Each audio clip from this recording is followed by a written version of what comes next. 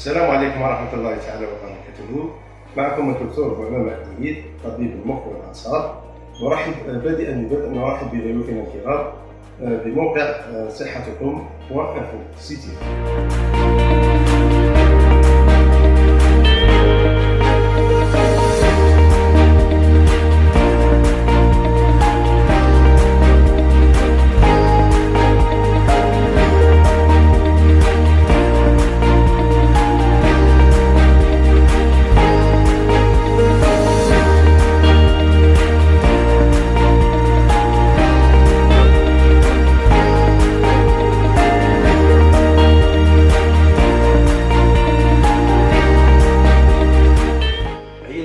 مجهزة بمختلف آلات العلاج الطبيعي، العلاج الكهربائي، الإلكتروثيرابي، العلاج الحراري، تيرموثيرابي، العلاج المائي، الهيدروثيرابي، العلاج الصوتي، الألتراسون، وكذلك العلاج الهوائي، بريسوثيرابي.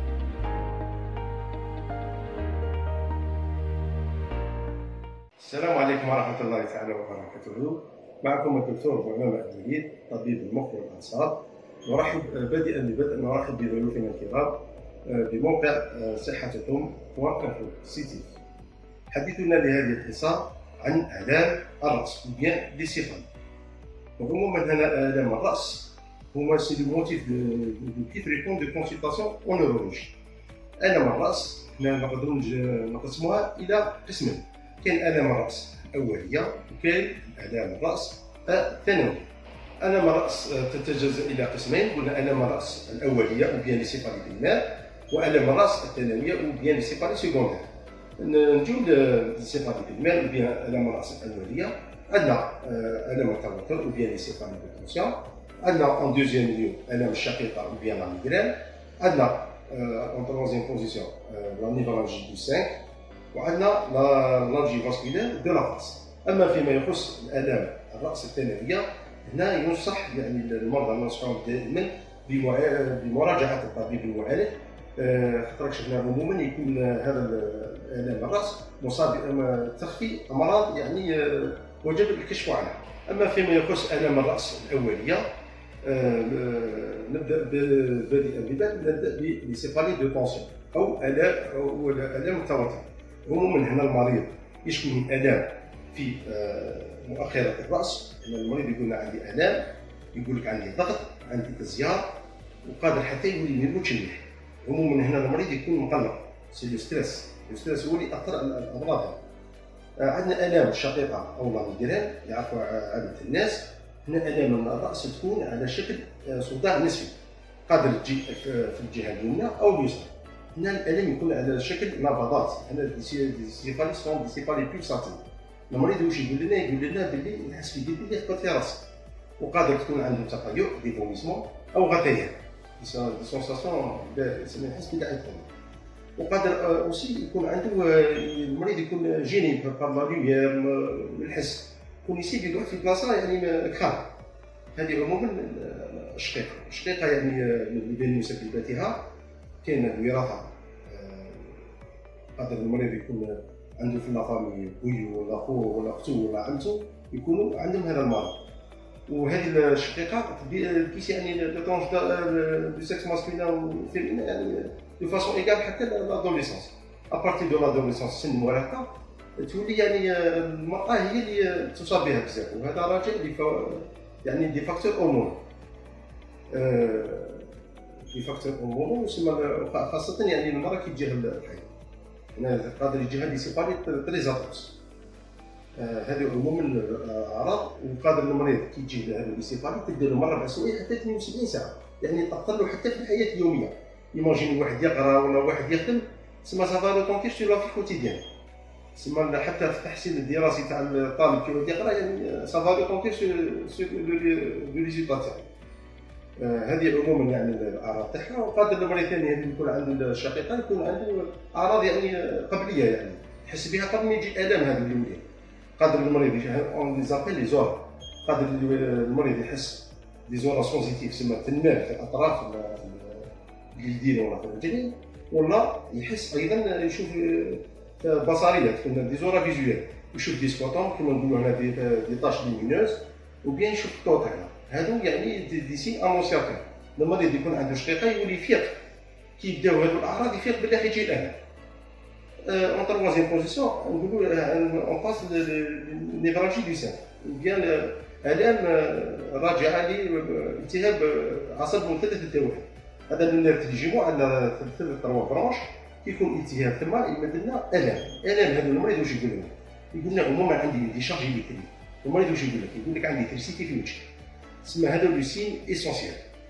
ورابعا واخيرا عندنا هنا لارجي فاسكولار دو لافاس، يعني بحسب الحظ يعني لي تو فريكونس ما كانش بزاف، ما نلقاوهاش بزاف، نلقاو عند الاشخاص يعني ابارتي دو 50 ans عموما في الرجال. الالام هذه تكون عموما في عند العينين، المريض يجيوه احمرار في العين دي لارمومون، والجفن نتاعو تسمى لا بوبيير تهبط، والالام جد حاده. هوريزمون كاين لي بو فريكونس.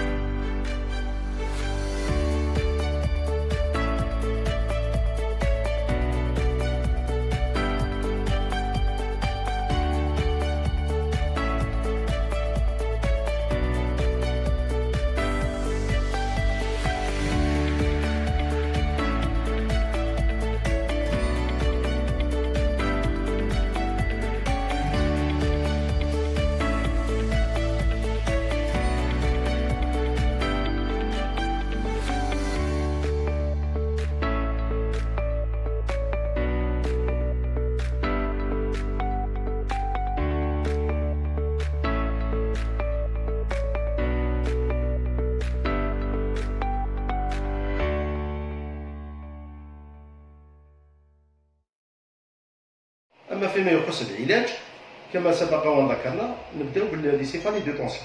هما ليسيفالي دو طونسيون ولا الام التوتر هما اللي شائعين بزاف. 90% من اسباب الليسيفالي هما الام التوتر، والاسباب تاعهم يعني من الاسباب تاعهم هي الستريس، يعني الواحد الحياه اليوميه يعني بالمضاعفات تاعها الستريس كوتيديان هو اللي ياثر على المريض. هنا عموما المريض يكون عنده ارق في الليل ما يرقدش، عنده انسومني، يقول لك راسي يحرق عليا، وقادر حتى يكون عنده اكتئاب. تسمى هنا في العلاج تاعو نبداو بالباراسيتامول مضادات الاكتئاب، نقدروا ثاني ننصحوه يعني بالاسترخاء، كون نقدروا حتى نعطيوه مضادات الاكتئاب اللي زينيبيتور دو ريكابتي دو لا سيروتونين. اما فيما يخص علاج الشقيقه عندها دو فولي. لو فولي لو بريمي فولي سي لو تريتمون دو لا كريز، لو دوزيام فولي سي لو تريتمون دو فون. تريتمون دو لا كريز سي لو تريتمون تاع النوبه تاع الالم الراس. كي جينا الالم هنا عموما هذا يكون عنده شقيقه يكون على بالو بلا حجه. هنا ننصحوه تناول الادويه بمجرد الشعور بقدوم الالم. اولا نبداو بالباراسيتامول ونروحوا بالتدريج. لا ما ساعدوش الباراسيتامول اون فا اوغمونتي، نروحوا للباراسيتامول كومبيني، ومن بعد نروحوا للباراسيتامول ديال الفروكسيفان، ولا ما كانش نروحوا حتى ليزونتي انفلاماتور. اون دوزيام ليو نروحوا حتى لي تريبتون هادو عندهم خاصيه يعني جد فعاله. هذه الادويه جد فعاله، يعني ننصح باستعمالها لوحدها، ما نديروهاش مع لي زوطر ميديكال. اما فيما يخص علاج لو تريتمون دو فون او علاج هنا الفائده تاعو يبقى اسباسي لي كريز. هنا لي كريز واحد يكون تجي خطره في 15 يوم، كي ولينا يقول لي خطره عاد تجيني شاك 2 موا 3 موا، هذا هو البيت تاع التريتمون دو فون، سي اسباسي لي كريز ميغرينوز، تسمى نبعدو بين النوبات. هنا عندنا يعني بليزيور تريتمون التيراتيف، عندنا لي فيتا بلوكون اتيك دافروكاردين، نقدروا نعطيو لا ديتو ارغوتادين، كون نقدروا نعطيو لو ميغرازين. اما فيما يخص علاج لا نيفراجي دو سين، هي عموما لي ريزيستون لو تريتمون ابيتويل، داك السبب تاعها هو التهيج في العصب الخامس. عموما تستجيب الى مضادات التشنجات العصبيه اتيك دو تيغريتون، ندو لهنا للمريض دو تيغريتون. اما فيما يخص الصداع المصاحب الصداع الثانوي، وعموما يكون مصاحب لعده تغيرات في الجسم من بينها ارتفاع درجه الحراره، هنا ينصحوا هنا المريض بمراجعه الطبيب المعالج. لا ما خطاكش لا سيفالي ال كاشي المالادي، خطاكش المريض يكون عنده صداع مع حراره مرتفعه، قادر تكون يسال في الجريب اتيب ديال الجريب، وبيان قادر حتى تكون ميناجيت. هنا كتولد ميناجيت في اورجونس فيتال، قادر المريض يموت لنا. تسمى هنا نصحوا للمريض يتقرر في اقرب وقت للطبيب تاعو. ثاني قادر المريض في السيفالي سيكونتير قادر يكون عنده الام في الراس، وقادر يكون عنده صداع حاد، سورتو هنا لي بيرسون اجي يكونوا اونتر 50 70 سنه 60 سنه، يكون عنده ثاني السكري، عنده لاتونسيون ارتيريال طالعه، وتكون مصاحبه هذه لي سيفالي بالتغيرات مثل الكلام يروح له، قادر يدي ما يهزمش. تسمى هنا ننصحوا المريض يتقرب في اقرب وقت للطبيب تاعو، خاطرش هذه لي سيفالي جينيرالمون سون انونسياتور دان اكسيدون فاسكولار سيريبرال، الجلطه دماغيه او بيان سكته دماغيه، تسمى سي اون اورجونس فيتال. ثاني قادر المريض هنا يكون عنده الام في الراس، يكون عنده صعوبات في الرؤيه، تسمى دي فلو فيزيوال، خاصه المراه كي تكون اوبيز سمينه كي تقول عندي سطر هذا جامي جاني، وزوج ثاني جاني دي فلو تنشوف البابا. هنا ننصحها التقرب يعني في اقرب وقت للطبيب تاعها، خاطرش هنا الطبيب تاعها راح يوصف لها اشعه مقطعيه ديالها، ومن بعد يدير لها اون بيان بور سولاجي، نقص لها هذاك اللي كيتيفالو راشي ديال الزيت في المخ، بور سولاجي لو نير اوبتيك، هنا الاعصاب البصريه، خاطرش كون يعني اون فا با اجير تروفيت قادر المريض يفقد البصر. يعني كاين حالات يعني مثل الام الراس المصاحبه لارتر سيرفيكال، او بيان لا سينوزيت، او بيان التهابات الاذن الوسطى، يعني سي با اون اورجونس فيتال، بصح حنا توجور نسال المرضى يتقربوا من الطبيب تاعهم. وفي الاخير يعني من باب الوقايه، يعني كما يقول المثل درهم وقايه خير من قطار علاج، يعني فو ميو بريفينير كو غيرير. واش ننصح اخواني واخواتي المشاهدين والمشاهدات، هنا يكون عنده الام في الراس، هنا واش ننصحوا هي النوم لساعات طويله، الاسترخاء، الابتعاد قدر الامكان عن يعني مسببات الضوضاء، يعني الاسترس. هنا نقول للمرضى هنا عموما يعني يطفيو لي طابلات تاعهم، السمارت فون، ايفيتيو لي زيكرون تيليفزيون في الليل، يعني هنا الواحد يريلاشي او ماكسيموم. اما فيما يخص الشقيقه، هنا عموما اللي عنده امراض الشقيقه عنده يعني اسباب اللي يتسببهم. مثال قادر واحد يكون ياكل مأكولات يعني تسبب له يجتنبها، البرد مثال نقولوا يجتنب البرد، يعني عموما يعني سي كاباكا في الامريكان، كل واحد عنده قابليه لهذا المرض. واش ننصحهم ايضا؟ ننصحهم ايضا بالتمارين الرياضيه، و يعني او مينيموم مشي يعني 30 دقيقه في اليوم، دون ان ننسى يعني اجتناب المنبهات كالشاي والقهوه في الليل. والخلاصه اللي نقولها هنا يعني كون تيرميني كون كونكلور، هنا نقول للمرضى يعني يجتنبوا استعمال الادويه بصفه عشوائيه، اوتو ميديكاسيون. هنا عموما يعني في المجتمع تاعنا الجزائري واحد كيوجد راسو ياكل التلفون، ياكل دوميكار، معليش ما رياش، يفو كونسلتي، يروح للطبيب المعالج تاعو، يفو با يعني فير دي ريسيت اطوريا طرافير، خاطرش هنا يبقى اونجاجي سافي يعني قادر حتى يموت. هنا يعني نصحوهم يعني يفو با يعني يكثروا بالدواء، يعني بصفه غير منتظمه. كان معكم الدكتور بوعمامة الوليد، طبيب مختص في امراض الاعصاب. نرجو اننا افدناكم يعني بمعلومات قيمه فيما يخص الام الراس والجهاز الانسفالي. الى اللقاء في الحصه القادمه ان شاء الله.